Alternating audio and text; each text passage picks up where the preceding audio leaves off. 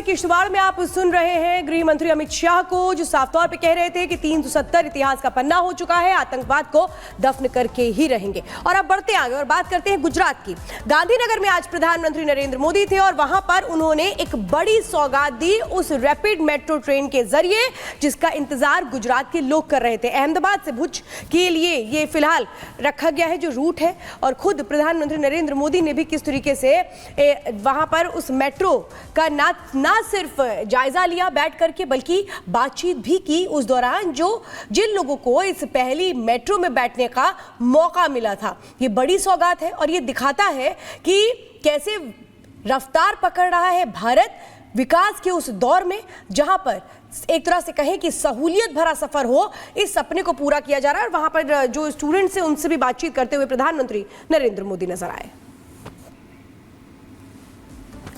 तो ये तस्वीरें इस वक्त हम आपको दिखा रहे हैं। हरी झंडी दिखाई गई प्रधानमंत्री नरेंद्र मोदी की ओर से नमो भारत रैपिड ट्रेन, जिसका इंतजार गांधीनगर के लोग कर रहे थे। अहमदाबाद टू भुज के लिए इसकी शुरुआत की गई है और सबसे अहम कई ऐसे पड़ाव हैं जो अपने आप में बेहद दिलचस्प है, क्योंकि जो एक तरह से कहें कि पूरा का पूरा दायरा है वो बहुत बड़ा है जिसको कवर किया गया इस रैपिड मेट्रो ट्रेन के जरिए। और प्रधानमंत्री ने भी खुद एक तरह से कहें कि इस मेट्रो ट्रेन का लुत्फ उठाया, बातचीत की, समझा कि वो पूरा रूट मैप जो तैयार किया गया है इसको लेकर के वो क्या क्या है। और यही वो तस्वीरें हैं जो बता रही हैं कि कैसे एक तरह से जो सफर है वो तय करेगी ये मेट्रो।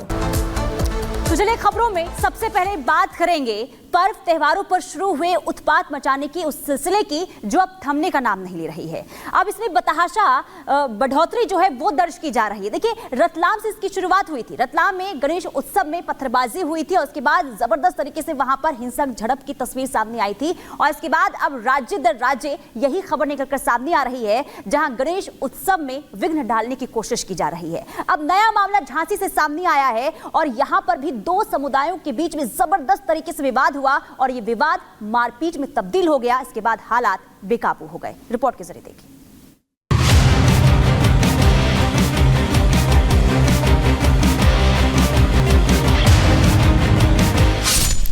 मारपीट की ये तस्वीरें झांसी के मदारगंज की हैं।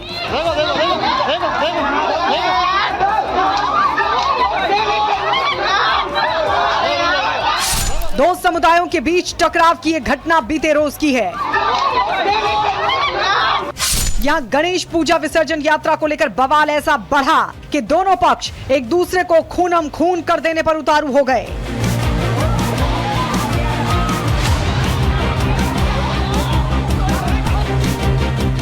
आरोप है कि गणेश विसर्जन यात्रा से चिढ़े विशेष समुदाय के लोगों ने यहां ऐसा बवाल काटा है कि नौबत इस हद तक आ पहुंची है।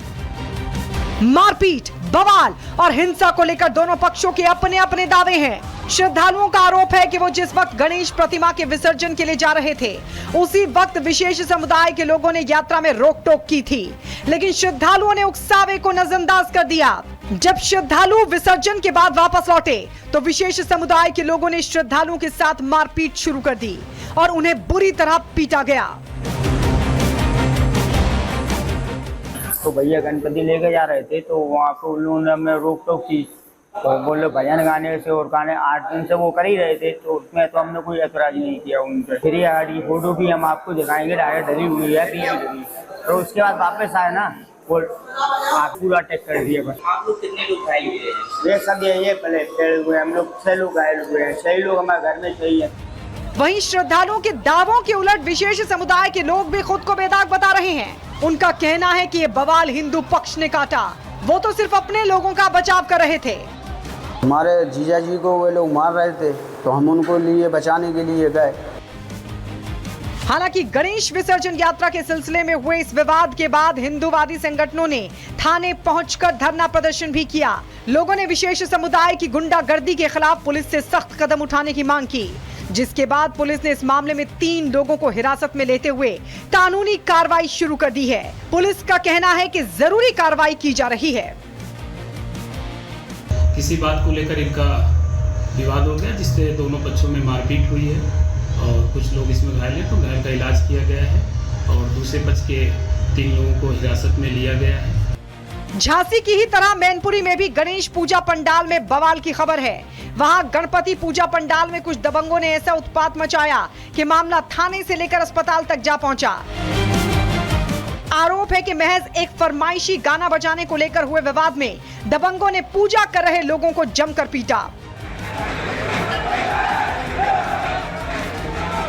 वहीं भीलवाड़ा में भगवान पीताम्बर के बेवान पर पत्थरबाजी के बाद वहां दो समुदायों के बीच फैले तनाव को देखते हुए पुलिस प्रशासन मुस्तैद है और शहर में भारी तादाद में पुलिस बल को तैनात किया गया है, क्योंकि एक तरफ जहां आज मुस्लिम समुदाय बारात का जुलूस निकालने की तैयारी कर रहा है, तो वहीं श्रद्धालु मंगलवार को भीलवाड़ा में गणेश विसर्जन यात्रा को आयोजित करने वाला है।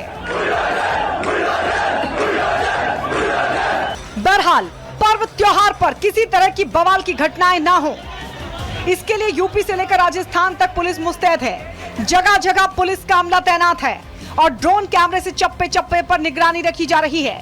लेकिन इसमें शक नहीं कि यूपी से लेकर राजस्थान तक विशेष समुदाय के लोग जिस तरह से श्रद्धालुओं पर हमला करते कैमरे में कैद हुए हैं, उसे लेकर हर शख्स आशंकित है। Bureau report, Republic Bharat.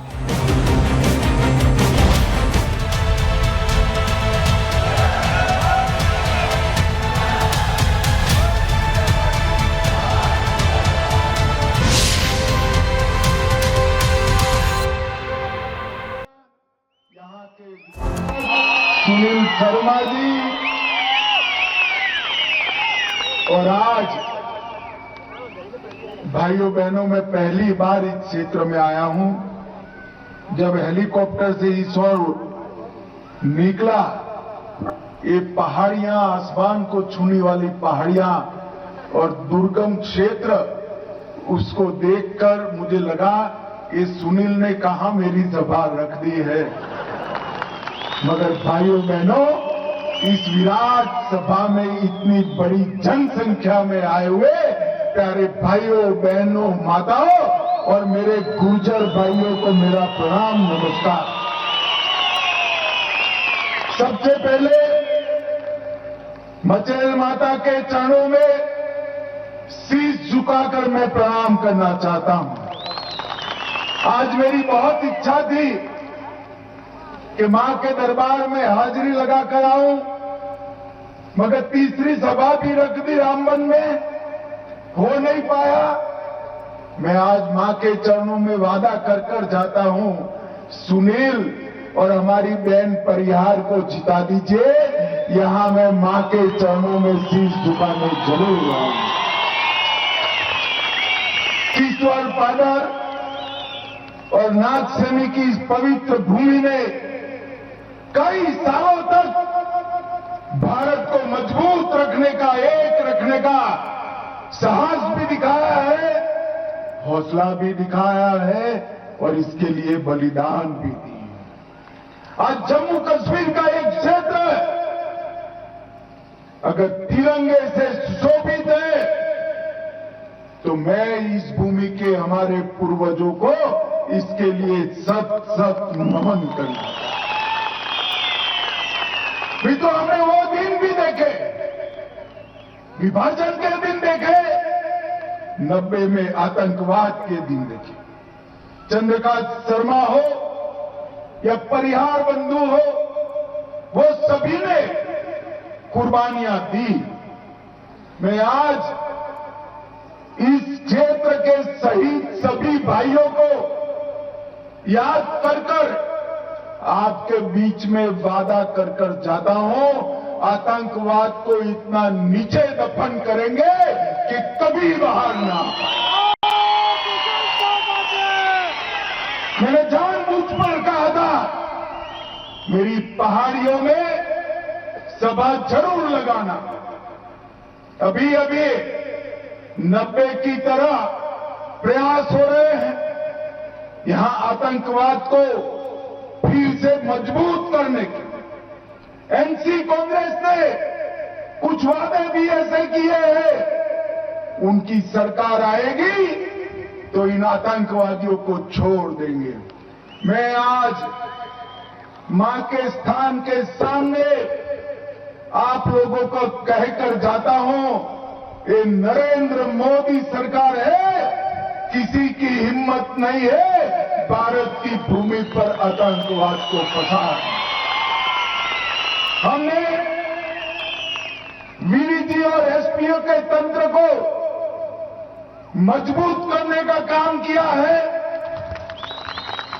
303 की पुरानी भारी राइफलों की जगह इनको एसएलआर से लैस कर रहे हैं और इसके साथ साथ एक ऐसी सुरक्षा ग्रिड भी खड़ी कर रहे हैं जितने लोगों को आने की इच्छा हो कहीं से भी आ जाए, सबका अंत यही पहाड़ियों में करने का काम हमारी सेना और हमारे जवान करेंगे। भाइयों बहनों, ये जो चुनाव है, ये चुनाव स्पष्ट रूप से दो ताकतों के बीच में, एक और एनसी और कांग्रेस है और दूसरी ओर भारतीय जनता पार्टी है। एनसी और कांग्रेस कहती है कि अगर हमारी सरकार बनी तो हम धारा 370 को वापस लाएंगे। आप मुझे बताओ भाइयों बहनों, धारा 370 वापस आनी चाहिए क्या? गुर्जर भाई भी बताएं, आनी चाहिए क्या? ये आपको जो आरक्षण मिला है ना, पहाड़ियों को, गुर्जर भाइयों को, वो आरक्षण धारा 370 के रहते मिल नहीं सकता। मगर आप चिंता मत करो, मैं कश्मीर का माहौल देख रहा हूं। ना फारूक अब्दुल्ला की सरकार बन रही है, ना राहुल बाबा की सरकार बन रही है। आप चिंता करने की जरूरत नहीं। मैं आपको बताकर जाता हूं, मोदी जी ने धारा 370 जो हटाई, वो अब इतिहास का पन्ना हो गई है। भारत के संविधान में धारा 370 के लिए कोई जगह नहीं है, कोई नहीं। ये पंडित प्रेमनाथ डोगरा की भूमि है। अब कभी भी जम्मू कश्मीर में 2 प्रधान, 2 विधान, 2 झंडे कभी नहीं हो सकते। झंडा एक ही होगा, हमारा प्यारा तिरंगा होगा और कोई नहीं। भाइयों बहनों, वो कह रहे हैं कि अगर हमारी सरकार आई तो हम आरक्षण पर पुनर्विचार करेंगे। वो पुनर्विचार शब्द को जहां से में मत आइए, उनकी सरकार आई तो आरक्षण को हटा देंगे। जब पहाड़ियों को आरक्षण देने की बात आई, हमारे गुर्जर भाइयों को उकसाने का काम किया कि आप में से हिस्सा जाएगा। मैंने कहा था, गुर्जर भाइयों से वादा किया था, पहाड़ियों को आरक्षण जरूर मिलेगा, मगर गुर्जरों का आरक्षण तनिक मात्र कम नहीं होगा।